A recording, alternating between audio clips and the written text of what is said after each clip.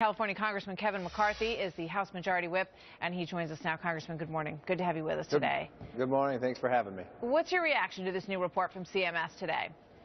Well, it's more damage for the middle class. I mean, 11 million workers out there are now going to have their premiums go up. That's going to harm not only what their take-home pay is, because I'm sure they'll be passed on, but more importantly, it's going to harm the economy. The number one way to see if your economy is moving is through small business. How can they hire more when their premiums continue to rise? And here's a report that was supposed to be done more than 2 years ago, released just last Friday at 2 o'clock, and it's more damaging to what we've said before of what Obamacare is doing to this economy. Well, the administration would probably counter that it will go down for some people. About 35% of those who work in small businesses will see their premiums go down, according to this CMS report as well. Well, I'm sure the administration will look at different ways. They looked at the last report that said 2.6 million equivalent out of the workforce, and somehow that was good news. You know, the National Small Business Administration just took a poll of the small businesses. 96% of them say their premiums have gone up. On average, it was $590 in 2009. Now it's more than $1,100 in 2014, almost doubled in the process. You know, I keep wondering about this number, the $2,500 that the administration said, you know, a lot of families would experience a savings of $2,500. And I'm having a hard time figuring out who would fall into that category.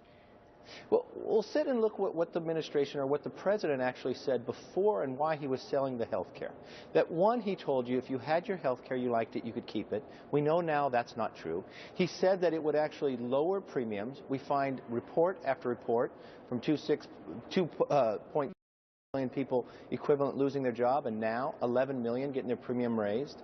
And then he said it would deal with the uninsured. And CBO says that after 10 years of Obamacare, there'll still be 30 million uninsured. That is why this system will not work. You have to start and put a new healthcare system that actually deals with the patient-doctor relationship, not government. Yeah, you point to a very interesting number. I think we started this whole process, and correct me if I'm wrong, with about 48 million uninsured, correct? Yes. And the CBO report has shown that, or the CMS report rather, has shown that after 10 years, you're still going to have about 30 to 31 million people who are uninsured, who don't have insurance, more than 30 million people, correct? Correct.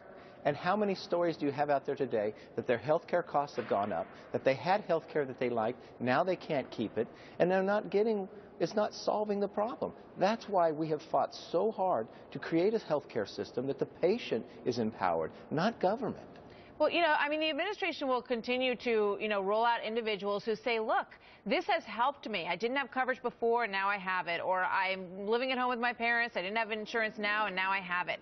And, you know, HHS says that actually the costs are rising more slowly now than they have in a very long time.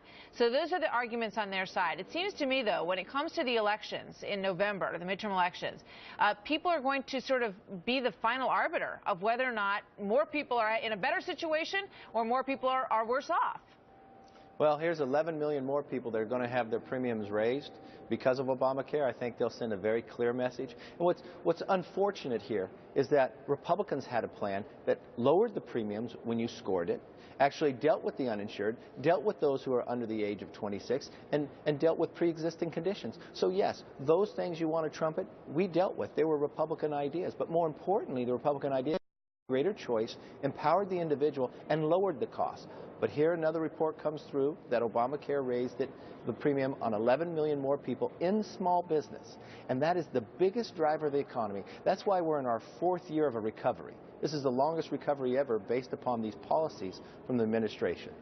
You know, I think a lot of people listen to that back and forth and say, you know, yes, you say that Republicans have had plans and they've come up with ideas. They've been shot down, obviously. You know, but where does that leave an American who says, look, I signed up for this and I don't like it, or I voted for someone who put it in place and I'm not happy with it? They're essentially stuck, are they not?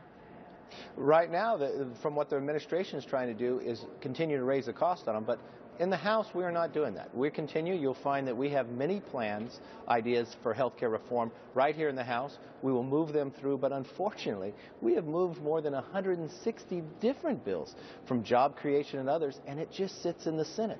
The last time Reid even gave a Republican just an amendment offer was back in June. I think he's only done 2 since then.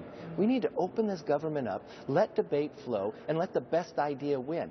Right now we're being stifled inside the Senate. We have an administration that only produces reports 2 years late on a Friday because they don't want the press to see it. Let the facts lay out there and see what the American people want. Do they want to be in control of their own health care? And do they want costs to go down? And do they want economy to grow? I think we've got very strong ideas to make that happen. We will see. Thank you so much, Congressman McCarthy. Good to see you as always. Thanks for having me.